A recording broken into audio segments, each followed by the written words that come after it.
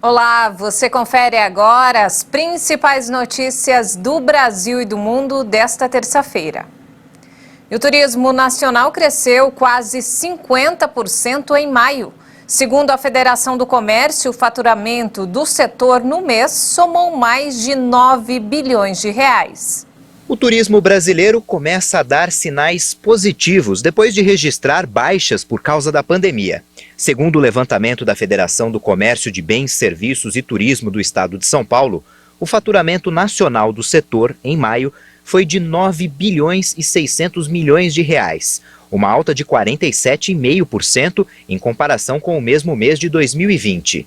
Apesar da forte elevação, o setor acumula retração de quase 10% no ano até aqui, o que representa uma queda de faturamento de cerca de 5 bilhões de reais.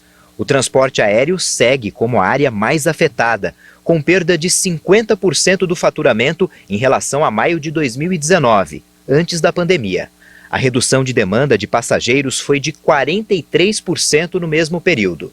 Já os setores de restaurantes e alojamentos faturaram 2 bilhões e 800 milhões de reais, valor um terço menor do que no mesmo mês em 2019.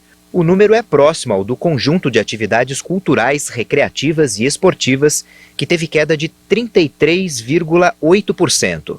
E olha só, o governo vai recomendar que todas as escolas das redes públicas de ensino do país retomem as aulas em agosto. Os Ministérios da Educação, da Saúde e pela Casa Civil elaboram um texto que deverá ser uma recomendação e não obrigatório, para que as escolas das redes públicas reabram a partir de agosto. No entanto, a gestão da maior parte das escolas do país cabe aos estados e municípios. O texto deve prever um apoio do Ministério da Saúde aos estabelecimentos de ensino públicos do país, com a realização de testes, uso de equipamentos de proteção individual e recomendar protocolos sanitários, como lavar as mãos e utilizar álcool em gel. A Universidade Federal do Rio de Janeiro criou um novo teste para a Covid que apresenta o resultado em menos de uma hora. O método, feito com a saliva do paciente, apresentou 100% de eficiência nas pesquisas. Outra vantagem é o preço, R$ 30. O teste é feito com a coleta de saliva e de secreção nasal do paciente. O material é colocado em tubos de ensaio e levado a banho-maria nesse aparelho. O aumento da temperatura e o contato com uma solução química vão amplificar o genoma viral. Em uma única amostra, é possível encontrar até 10 cópias do vírus. O resultado sai em menos de uma hora e é identificado pela mudança de cor do líquido. Rosa, negativo. Amarelo, positivo para a Covid-19. Por não necessitar de aparelhos sofisticados, o teste pode ser feito em qualquer lugar, o que o torna mais prático. Além disso, o custo é bem mais barato, R$ 30. O teste de referência no mercado atualmente é o PCR, ou cotonete.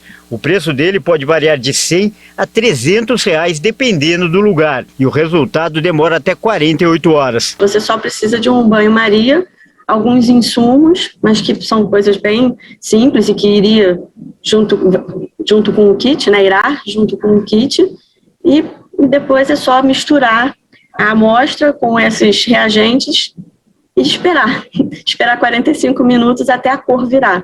Então, negativo é rosa, positivo fica amarelo. Então, você consegue ver a olho nu na hora, não precisa ser um especialista para conseguir interpretar o resultado. Além de rápido e barato, o teste da Universidade Federal do Rio de Janeiro ainda se mostrou bastante eficiente. Ao todo, 60 pacientes participaram das pesquisas e os resultados mostraram 100% de acerto quando comparados aos testes PCR.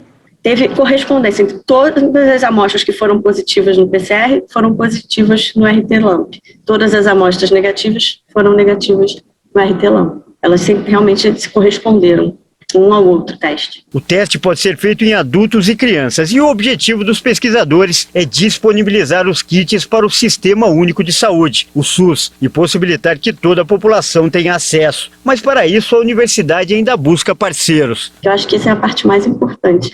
né, liberar para a sociedade como um todo, testar para as pessoas em massa com teste barato, fácil e que não causa desconforto, não precisa botar aquele cotonete no nariz. Do ponto de vista do combate à pandemia, já que hoje o teste que está disponível, ele ainda é relativamente caro para a média da população e ele demanda um tempo para o resultado, o que tem até inibido algumas pessoas de procurarem. A perspectiva é dele causar reflexo no combate mesmo, direto à pandemia também, né? É importante a gente salientar isso. Se a gente puder testar em massa num tempo menor, a gente consegue, inclusive, testar mais pessoas, os parentes dessas pessoas que podem estar contaminadas também, infectadas, e assim você consegue saber qual é o número de pessoas, qual é a região que tem mais incidência ou não do vírus. Obviamente, isso vai refletir no combate ao Covid-19. E nos destaques internacionais, a Rússia anunciou ter testado com sucesso seu novo sistema de defesa antiaérea S-500, formado por mísseis de última geração desenvolvidos nos últimos anos em meio às tensões com o Ocidente. Em um comunicado, o Ministério da Defesa informou que o novo sistema S-500 fez exercícios de tiro em um alvo balístico em alta velocidade. Segundo a mesma fonte, o S-500 será instalado em uma unidade da região de Moscou quando todos os testes em andamento estiverem concluídos. Com alcance máximo de 600 quilômetros, a Rússia garante que o S-500S não tem equivalente no mundo. Esta nova linha vai substituir os sistemas S-400, que continuam sendo muito avançados tecnologicamente e que foram recentemente vendidos pela Rússia para países como a Turquia. A transação gerou protestos da Organização do Tratado do Atlântico Norte, a OTAN, e dos Estados Unidos. Em um contexto de tensões com os países ocidentais, a Rússia multiplicou nos últimos anos o desenvolvimento de novas armas. Ainda nesta semana, Moscou anunciou o bem-sucedido teste do míssil hipersônico Zircon, parte da gama de armas invencíveis promovida pelo presidente Vladimir Putin. E o bilionário Jeff Bezos fez história nesta terça-feira ao aterrissar no estado americano do Texas em segurança, após viagem histórica ao espaço em seu foguete. Ao lado do fundador da Amazon estavam a bordo o irmão de Bezos, Mark, a pioneira espacial Wally Funk, de 82 anos, e o estudante de apenas 18 anos, Oliver Damon. Estes dois últimos tripulantes são as pessoas mais velha e mais nova a irem ao espaço. A missão só foi possível por causa do foguete New Shepard, criado pela Blue Origin. A empresa de Bezos planeja mais 2 lançamentos para este ano e outros a partir de 2022. O New Shepard acelerou para o espaço a velocidades acima do Mach 3 na escala supersônica, graças aos propulsores movidos a hidrogênio e a oxigênio líquidos sem emissões de carbono. O foguete, ao qual estava acoplada a cápsula, decolou às 8h11 pelo horário local, alguns minutos de atraso em relação ao horário previsto. Bezos tem na atual corrida espacial 2 rivais, Richard Branson, da Virgin Galactic, e Elon Musk, da SpaceX. Os 3 disputam uma corrida bilionária para chegar ao espaço. Horas após a decolagem, Branson parabenizou o rival através do Twitter. O fundador da Virgin Galactic desejou o melhor para toda a equipe e classificou como impressionante o feito de Bezos. E essa edição fica por aqui. Mais informações daqui a pouco às 5 da tarde com Maria Alice Dias. Obrigada pela companhia.